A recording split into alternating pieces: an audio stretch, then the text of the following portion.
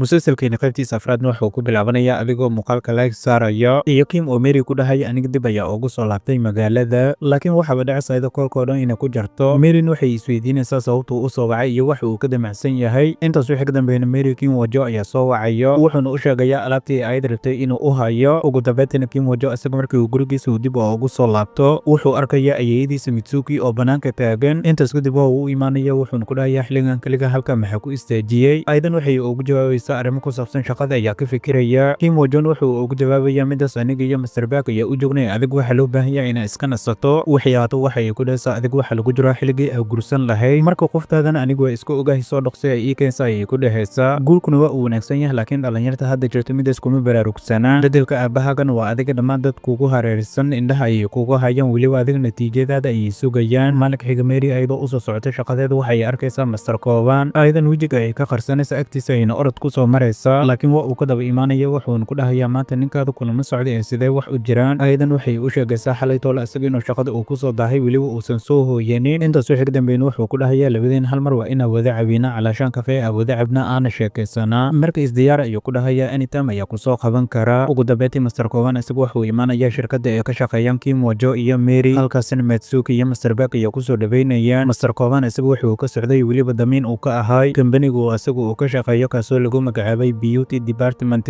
Store. Ayagana waxay bilaabayaan inay ka wada hadlaan arrimo ganacsi. Ugu dambeyntiina Kim Wajo isaga wuxuu ogaanayaa halkan inuu joogo Mr. Koban, waxaana loo sheegayaa isaga halkan inuu imaaday shirkadooda inta badan maadaama ay qabato bakhtiyaa nasiibka in shirkadan ay garab ay ka helaan weliba xayeysiin loo sameeyo ayagan lagu caawiyo waxyaabaha ay u baahan yihiin sida shaqaalaha in hadiyad la siiyo oo kale. Intaas wixii ka dambeeyna Mr. Koban waxaa loo sheegayaa hoggaanka ugu sareeya ee qaybta marketinga in lala kulansiinayo. Mr. Park ayaana soo wacaya Kim Wajo wuxuuna ku dhahayaa hal mar waxaa rabaa inaan ugu imaado xafiiska. Ugu dambeyntiina Kim Wajo isaga xafiiska ayuu imaanayaa, laakiin markii uu rabay inuu gudaha uu soo galo ayuu ogaanayaa Mr. Koban inuu gudaha uu ku jiro. Markii horena isaga qofka loo sheegayo uma uusan maleynaynin Mr. Koban. Intaas wixii ka dambeeyna wuxuu dalbanayaa isaga suuligii inuu aado ka hor inta uusan gudaha u galin maxaa yeelay Mr. Koban ayuu ka cabsanayay. Ugu dambeyntiina waxaa dhacaysa meesha oo dhan inuu ka soo dhuunto, laakiin Mr. Park iyo Mr. Koban oo isla socdaan ayaa banaanka ku arkaya. Mr. Koban isaga ma kashifayo waxa uu iska dhigayaa labadooda markaas inay iskugu horeyso. Intaas wixii ka dambeeyna waa ay isa soo raacayaan. Inta ay wiishka ay saarnaayeen Mr. Koban Kim Wajo ayuu ku dhahayaa marka wejigayga aragtay waa naxday anigana waa ku dareemay, sidaas awgeed waxaan dareemay ayuu ku dhahayaa adiga inaadan rabin aqoonta isku leenahay inaan halkaas ku muujiyo anigana waa ka qaleeyay. Sidoo kale wejiga wuxuu u muuqdaa ayuu ku dhahayaa qof xalay toole oo dhan shaqeynayay. Markay qaybta hoose u soo degtaan waxa ka hor imaanayso Mary, asagana wuxuu ku dhahayaa adiga xitaa halka miyaa ka shaqeysaa, laakiin maya ayay ku dhahaysaa kaliya ninkeyga ayaa wax ka soo doontay. Ugu dambeyntiina labadood meel gaar ay u soo baxayaan waxayna bilaabayaan inay ka wada hadlaan arrimaha Mr. Koban. Kim Wajo Mary ayuu ku dhahayaa maxay iigu sheegi waasay Mr. Koban isaga inuu halkan uu imaanayo, laakiin ayadu waxay ku dhahaysaa aniga xitaa ma ka warhaynin. Saakay toole ayuu wadada ku arkay anigana waxa uu sheegay ayuu ku dhahaysaa adiga xalay toole inay shaqada ku soo daahday weliba meesha soo seexatay. Kim Wajo wuxuu ku dhahayaa isaga hadeerta midaas uu ii weydiiyay anigana waxa ku dhahay sidaas wax uma jiraan. Intaas wixii ka dambeeyay Kim Wajo Mary ayuu ku dhahayaa hadda iyo wixii ka dambeeyay labadeen waa inay isla soconaa wax walba adiga kula kulantana Mr. Koban waa ina aniga ila soo wadaagtaa marka maalinkii waa inay 3 jeer is wacnaa ayuu ku dhahayaa si aan isku xog wareysano. Sidoo kale Kim isaga ugu dambeeyay gurigiisa iyo dib ugu soo laabanaya familkiisana ayaga weli waxay u maleeyaan isaga iyo Jenny inay wada socdaan. Asagana cuntada uu cunaa ayuu ka soo xanaaqaya meel gaar ayuuna imaanaya si uu waqti ugu qaato. Intaas wixii ka dambeeyay xusuus ayuu galaya Jenny ayuuna ku dhahayaa ninka habeen horaad la kulmaysay aniga waa ogaa inuusan ahayn saaxiibkaaga ayuu ahay. Wixii ku dhahaysaa adiga waxay ila tahay inay misirtay laakiin ha ka cabsan ayay ku dhahaysaa aniga adiga ayaa ku dambeeya. Asagana wuxuu bilaabayaa inuu ku qayliyo wuxuuna ku dhahayaa ninkaas ama aniga waa inaa qof doorata. Marka aydan waxay dooranaysaa qofkii u wanaagsanaa. Intaas wixii ka dambeeyna Kim ayay ku dhahaysaa adiga fasax ayaa tahay calaashaan labadeen xiriirkan halkan ayuu ku egeyahay ayuu ku dhahaysaa aniga ninkaas ayaa u go'aya. Kim isaga indhihiisa ilma ayaa ka soo daadanayaan hadalkaas markii uu maqlay, laakiin isaga ilintan Mary ayaa aagu horeysay kaliina isaga waa uu ku dambeeyay. Waxay ahaato waxa uu iska daawanaya sawiradii quruxda badnaa ee isaga iyo Mary ee wada galeen. Mary iyo saaxiibadeeda ayaana arkaynaa, laakiin halkii ay joogeen waxaa imaanaya Kim Wajo. xariiftan ayda markay aragto Kim Wajo waa ayba ka helaysaa waxayna iska soo jaraysaa aniga isaga aad ayaa aaga helay. Markii la weydiino waxayba ku dhahaysaa isaga kamooda ee qof kale ayaa ula jeedaa. Waxay ahaato markay cunteeyaan weli waqti qurux badan ay qaataan halkaas waa ay ka soo tagayaan. Sidoo kale Mr. Koban maamulihiisa leh isaga waxaan ogaanaynaa inuu xanuunsan yahay.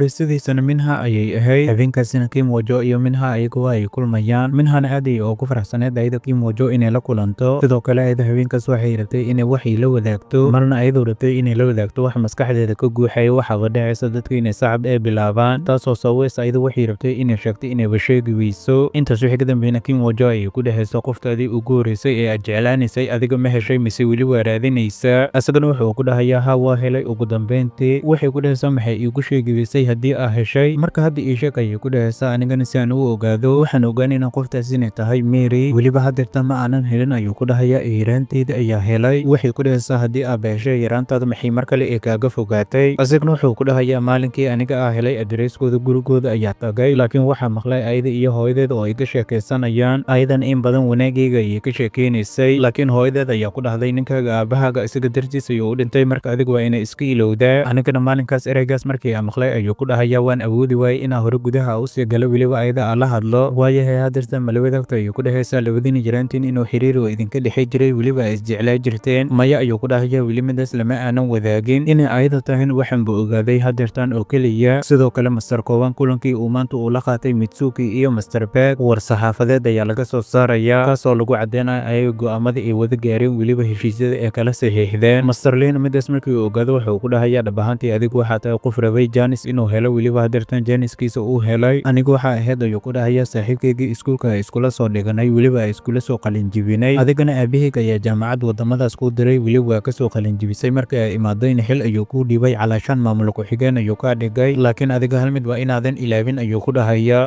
anaga nugu hoos nool ayaa ahayd weligaaba waana ahaan doontaa bahdilkaasna Master Kooban asiga aad ayuu aagu xumaanaya laakiin ma uusan awoodin le inuu gacan u qaado sidoo kale minha ayadoo aad aagu xun ayay Kim Wo Jo kasoo tagaysa waxayna ka shalaanaysaa ayada maadaama ee Kim Wo Jo ay ku dhahday hadeertan ha u sheegin ayada inaad tahay qofkii aad jecla jiraantiisa waxayna u shalaanaysay aniga maxaa u dhihi waay waa inaa u sheegta maxaa yeelay asiga hadeertan waxaa laga yaaba jecelkeeda inuu u dhibaatoodo waxay ahaataa oo maalinka xiga Kim Wo Jo aabihiisa ayaa duco loo sameynaya halkaasina waxaa joogeen eedadiisa iyo wiilka ee dhashay sidoo kale ninka qaba iyo ayeeyadiisa Son Hen hooyadiisa ayuu ku dhahayaa dhab ahaantii Kim Wo Jo asiga waa qof aad u dulqaad badan dhab ahaantiina maalinka dhalashadiisa waxa ugu dambeysay asiga inuu u dabaaldego markii ay waalidiintiisa ay u noolaayeen hooyadiisuna waxay ku dhahaysaa asiga sidoo ugu dabaaldegi karaa maxaa yeelay dhimashada walaalkayga asiga ayaa ka dambeeyey labadooda waxay dhinteen ayayna ku dhahaysaa maalinka asiga dhalashadiisa ee ahayd inay shilkaas ee galaan weliba ay geeriyoodaan asiga ayaa ka dambeeyey ayay ku dhahaysaa maxaa yeelay hadal ayuu nafta aga qaaday hadalladaasina Kim Wo Jo asiga waa uu maqlayay laakiin xiligaas ma uusan awoodin inuu wax uu ka qabto ugu dambeyntiina halkaas waa ay kasoo tagayaan xitaa waxaan ogaanaynaa Kim Wo Jo ayeeyadiisa Mitsuki ayada inay og tahay wiilkeeda Kim Wo Jo asiga inuu ka dambeeyey dhimashada hooyadiisa iyo aabihiisa midaasna asiga ayaa aaga sheekeeyey wuxuu ku dhahayaa anaga habeenkaas waa wada soconay waxayna ku beegnayd habeenka dhalashadayda marka aniga aabahayga ayaa ku dhahay aniga waxaa rabaa hadiyad maxaa yeelay caawa dhalashadayda ayagana waxay rabeen inay ii gadaan laakiin waxay ugu dhahayeen horta magaalada waa inaa tagnaa markii hore anigana waa xanaaq ayuu ku dhahayaa ayagana intay iraaligelinayeen waxaa dhacday gaariweyn inuu horteen uu ka soo baxo aabbo wana ka badbaadiyey laakiin anaga buundada ayaa kasoo dhacnay Mitsukina ayada midaas markii ay maqasho xoogaa wejigeeda waa uu isbedelaya waa ayna xanaaqaysaa intaas wixii ka dambeeyna awoowihiisa ayaa meesha imaanaya wuxuu ku dhahayaa wiilyo waxaan wiilkayga inuu dhinto adiga ayaa ka dambeysay soo ma ahan dhab ahaantiina dhacdada saameyn ayay ku wada yeelatay dhammaantooda Mitsukina ayada wiilkeeda Kim Wo Jo waxay ku samaysay ma aysan garanaynin maxaa yeelay waxay noqotay qofka keliya ee adduunyada u joogo inay nacayb u muujisan waxay ka doorbiday inay iska cafiso markaa camalna Mohas waxa uu soo xasuustay asiga heestii ahayd cafis baan ka doorbiday laakiin anaga waxaan ogaanaynaa dhimashada ay ku geeriyoodeen Kim Wo Jo hooyadiisa iyo aabihiisa inuu ahaan shilay ayaga ee galeen laakiin waxa uu ahaa shil loogu talagalay ayaga inay ku geeriyoodaan waxaana ka dambeeyey Master Bag asagana waxa uu qabaa Kim Wo Jo eedadiisa waxay ahaato Mary ayada maadaama ay la socotay Kim Wo Jo asaga dhalashadiisa inay tahay cunto aad u qurux badan ayay u diyaarinaysa si ay asaga aaga farxiso weli waqti qurux badan oo la qaadato intaas wixii ka dambeeyay fariin ayay u soo qoraysaa waxayna ku dhahaysaa guriga waa inay ugu imaadaa asagana xitaa kama soo daahayo ugu dambeyntiina guriga ayuu ugu imaanaya wuxuu arkayaa cunto qurux badan weliba asaga loogu talagalay laakiin aniga waxaan ogaanaynaa cuntada Mary ayada markii ay karinaysay hooyadeeda inay caawinaysay maxaa yeelay Mary ayada ma garanayso sida cuntada loo kariyo waxaana jiraan xaliimooyin Soomaaliyeed kuwaasoo 20 kor u dhaafeen haddana aanan garanaynin sida cuntada loo kariyo walla kuwaas Mohas oo farax ah ayaa dhaan maxaa yeelay asaga xitaa waa uu kari karaa iyo baastada Kim Wo Jo asaga waxa uu dareemayaa cuntada xoogaa inay wax ka qaldan yihiin laakiin uma xumaanay cuntada ayada ee karisay aad iyo u maasanta ayuuna ku dhahayaa intaas wixii ka dambeeyna dibadda ayay u soo baxayaan waxay arkayaan calaamado xirka ku soo sawirmaan Mary waxay ku dhahaysaa calaamadaha markay xirka ku soo sawirmaan waa la duceystaa laakiin Kim Wo Jo asaga waxaas ma uusan aaminsanayn intaas wixii ka dambeeyna Mary ayada waa ay duceysanaysaa Kim Wo Jo ayayna ku dhahaysaa adiga waxay i weydiin la'dahay waxa ku duceysanay ducaysanayay laakiin Mary ayuu ku dhahaya inaa ku weydiiyey maxaa yeelay ducada xilligan la ducaysanayay ayaa baqiyaali u arkaa. intaas wixii ka dambeeyna dhankiisa ayuu usoo dhaqaaqaysa ayadana lugta ayaa u bixaysa asiga ayaana qabanaya. way isku soo dhawaanayaan Kim oo John isagoo raba inuu shumiyo halkaasi Mary waxay ku arkaysaa Kim ayadana waa ay ka naxaysaa. intaas wixii ka dambeeyna labadooduba hoos ayay u gambanayaan. waxay ahaataa Kim asiga waxa uu isku dayayaa inuu gudaha uu hore usoo galo maxaa yeelay waxa uu dareemay ayaga inay arkeen weliba asiga ay jaakirayaan. asagana waxaan ogaanaynaa gaariga ee hooyadiis ay leedahay inuu wato markii uu ogaadan irida in laga fureen weliba ayagana ay markale usoo muuqanaynin. ugu dambeyntii meesha uu iskaga soo tagaya asigoo qanacsan laakiin waxa uu niyadda ka dhahay walla idinkama haro oo waa idin soo laaban doonaa. maalinkaas wixii ka dambeeyna Mary ayada fikir ayaa u bilaabanaya. Kim wajo ayaan ku dhahayo adiga soo ima aadan dhihin asiga Hong Kong ayuu jiraa aniga xitaa waa la yaabanaha ayay ku dhahaysaa. habeen dhexdaas ayuu isoo wacay wuxuuna igu dhahay waa soo laabtay. marka aniga waa uu fahmi la'ahay filankiisa waxa uu yahay maxaa yeelay labadeen mar hore ayaa kala tagnay. waxay ahaato Kim wajo wuxuu ku dhahayaa dhab ahaantii qolada gurigan adiga ku siiyaan haddii ay ogaadaan ninkaaga inuu asiga u yahay weliba aa kala tagteen aniga iyo adigana aanan isqabin weliba been aa sheegeeno waxaa dhecas ayuu ku dhahayaa gurigan in dib lagaaga celiyo. marka adiga waxa ku uro ninkan wax walba ha kugu qaadatay inuusan arrinkan u ogaanin weliba gurigan uu hore usoo galin. sidoo kale Masar Kooban ayaa arkaynaa asiga iyo tiim kale oo aad u fara badan xilkaasi jimicsi ay sameynayeen. sidoo kale meesha Minha ayaa joogtay laakiin ayada iyo saaxiibteeda waxay indhaha ay ku hayeen Kooban. intaas wixii ka dambeeya dhammaan tiimku ay isa soo raacayeen waxayna rabeen inay hal wareeg ay soo galaan laakiin waxaa dhacaysa Minha saaxiibteeda ayada istaagi inay ka dhacdo. Minha ayaa u imaanaysa ayadan wadnaha ayay ka reeriixaysa waxay rabtay inay soo kiciso laakiin Minha inta ay ficilkaas ay sameynaysay xariif ayaa duwanaya calashaan sawiraan ayuu ka qaadanayay. Masar Kooban ayaana midaas ogaanaya. intaas wixii ka dambeeyna jaakadiisa ayuu ayada u gelinaya asiga ayaana bilaabayo gabadha gargaar caafimaad inuu u sameeyo. ugu dambeyntiina meesha ambulance ayaa imaanayso gabadhan waa la soo qaadaya. Minhana ayada meesha oo dhan Masar Kooban ayay ka waanaysaa maxaa yeelay waxay rabtay jaakadiisa inay dib ay ugu celiso laakiin waxaan ogaanaynaa Masar Kooban asiga inuu canaananayo ninkii sawiraanta ka qaaday Minha. ugu dambeyntiina dhammaan sawiradii ayuu ku wada daleedaya wuxuuna ku dhahayaa markan waa markiin isku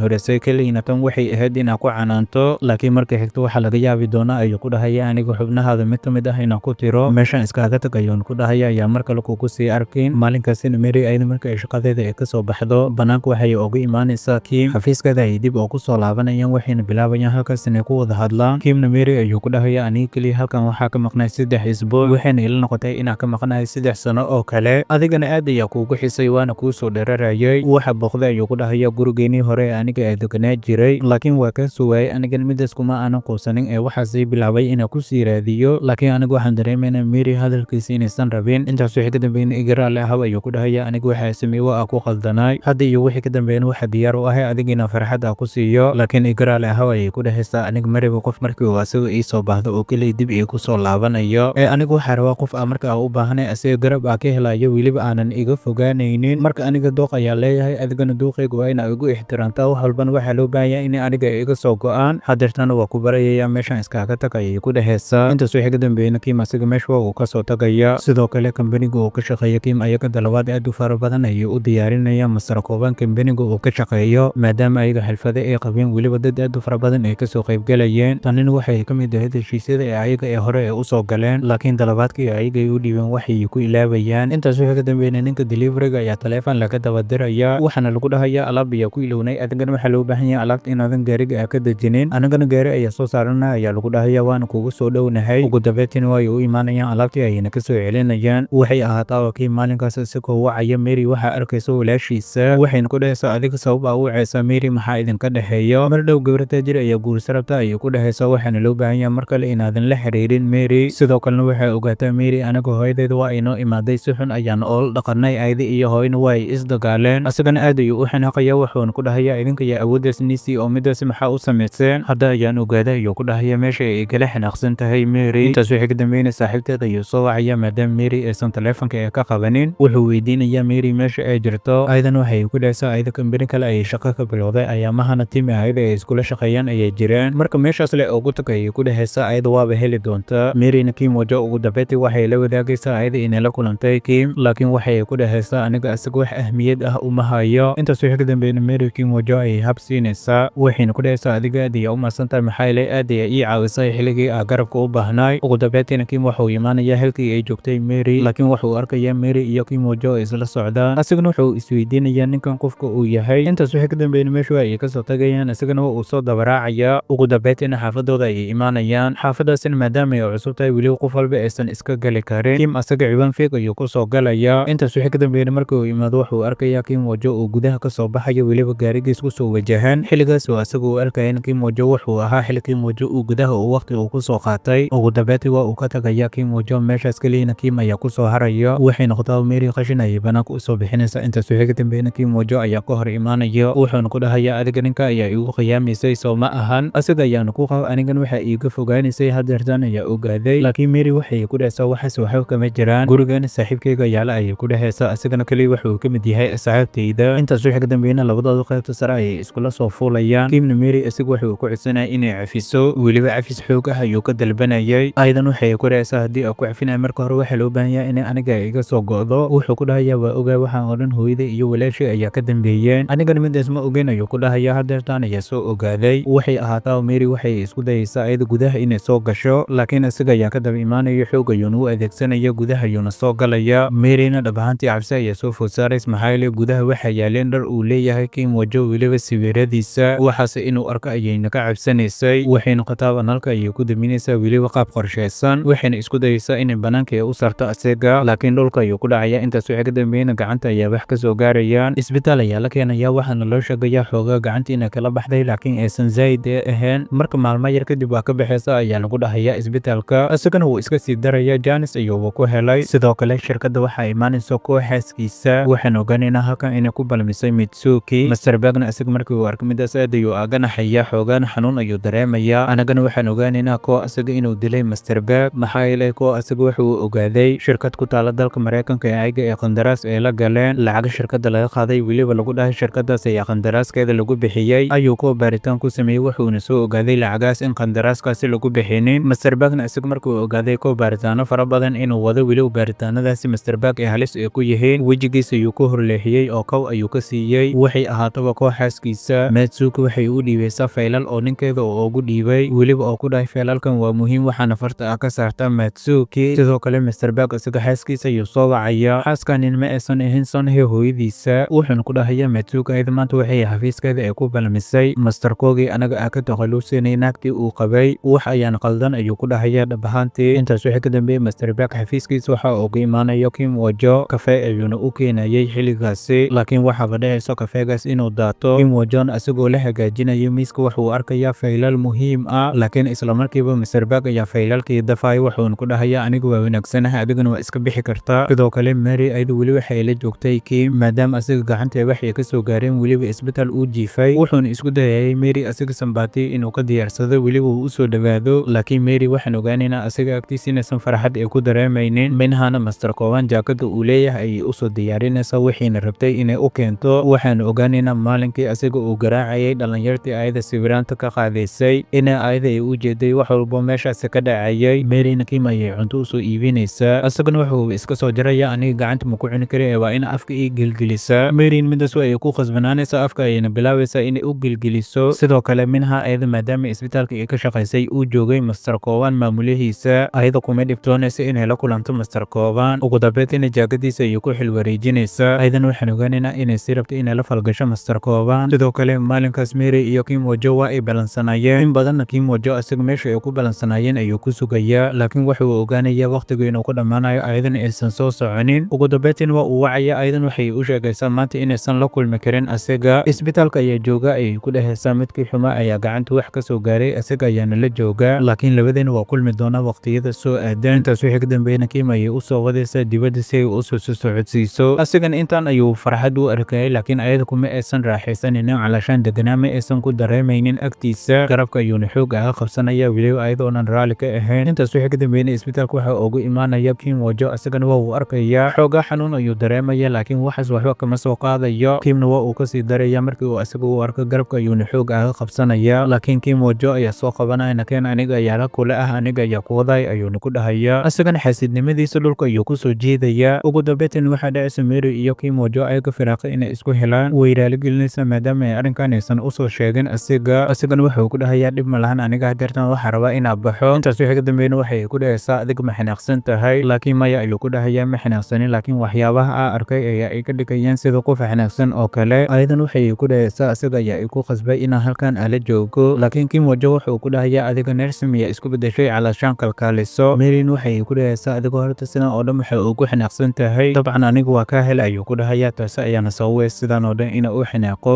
musalsalkeena qaybtiisa afraadna halkan ayay inoogu eg tahay muuqaalka lagsar sidoo kale kusoo biir janaalka haddii aadan weli kusoo biirin waxaa saaranaya wadadii a ku gaari lahayn 100,000 oo saaxiibo sidoo kalena la wadaag saaxiibadaada haddii arabtana season in lagu soo qulasay waa igula soo wadaagi kartaa dhankaas iyo Instagram-ka intaan kaga kulmeynana muuqaalkan muuqaalka xiga nabada